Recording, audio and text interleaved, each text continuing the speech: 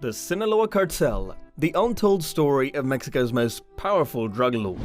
Sinaloa is one of the most powerful and violent organizations ever. They operate out of Mexico and cultivate narcotics while destroying lives. Prepare yourself if you've never heard of the Sinaloa Cartel. They exercised power all across the world by combining terror and courage. So, are you ready to know more about them? Well, in this video, we'll share with you the Sinaloa Cartel and the untold story of Mexico's most powerful drug lord. The Sinaloa Cartel's history begins in the late 1980s. However, by a wide margin, this gang was not the first to use its aggressive characteristics for lethal purposes. It may be easy to forget that the horrible slaughter committed by the Aviles Organization originated in the idyllic rural setting of farmers and livestock. Arguably, Pedro Aviles Perez is to blame for Mexico's drug trafficking and its current dangerous environment. During the 1960s and 1970s, the company bearing his name supplied heroin and marijuana, not just within Mexico, but also outside of it, into the United States. His moniker, the Mountain Lion, or El León de la Sierra, pretty much sums it all up.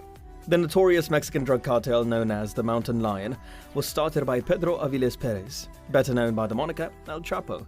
He purportedly imparted all of his knowledge to others who came after him, including his well-known or notorious nephew, Joaquin Guzman Loera.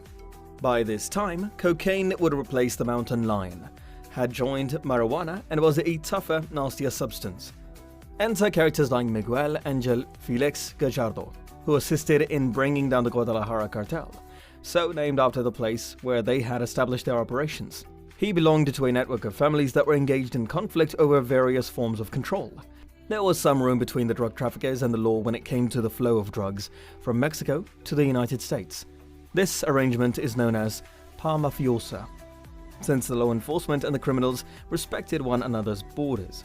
Gallardo, the leader of the Guadalajara cartel, had Enrique Camarena Salazar assassinated in 1985, after learning that Salazar was a DEA undercover agent working as Salazar's accomplice. The feds were upset by this cruel conduct and abandoned their former indulgence. The Guadalajara Empire or Federation needed to be disbanded in the light of recent pressure from the government. Following the effects of Salazar's death, the big cheeses had gathered to discuss how to move forward with drug trafficking in Mexico. The Sinaloa Cartel, led by Joaquin Guzman Loera, nicknamed El Chapo, who carved out his piece of the profitable and ruthless enterprise, was created as a result of this encounter. By the way, El Chapo means shorty, if you're wondering what it means. Guzman was considerably under 6 feet tall and has a stocky build, to put it mildly. He got his title when he was a teenager. Chapo is thought to have served time in jail or prison more than once, but that didn't stop him from rising to prominence. It's thought that being imprisoned strengthened his status as he started forging connections with politicians and other purportedly respectable interests. A competing faction in Mexico attempted to kill the Cardinal Posadas Ocampo, a cardinal of the Roman Catholic Church, in 1992. The cartel chief became a public enemy as a result of this attention-grabbing emphasis. El Chapo returned to prison for the last time in 2016 after twice breaking out. In 2017, a struggle for dominance inside the Sinaloa Cartel led to extradition to America. According to reports, El Chapo's sons want to manage their father's legacy. Numerous connections within the group are made through blood relations and relatives.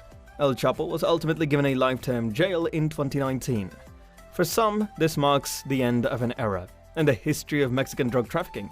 With annual revenue of $3 billion, the Sinaloa Cartel is the most powerful in Mexico. This cartel is responsible for 90% of the narcotics sold in the US. They market marijuana, methamphetamine, cocaine, and heroin in 50 different nations. Los Zetas made an unsuccessful attempt to regain the title. Who is the Sinaloa Cartel's boss?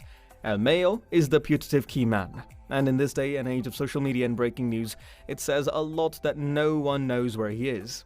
He is seen as a potential contender to become the top drug dealer in the nation, so the organization he belongs to is still a mystery. A rumor that he underwent surgery to change his looks adds to the mystery surrounding him.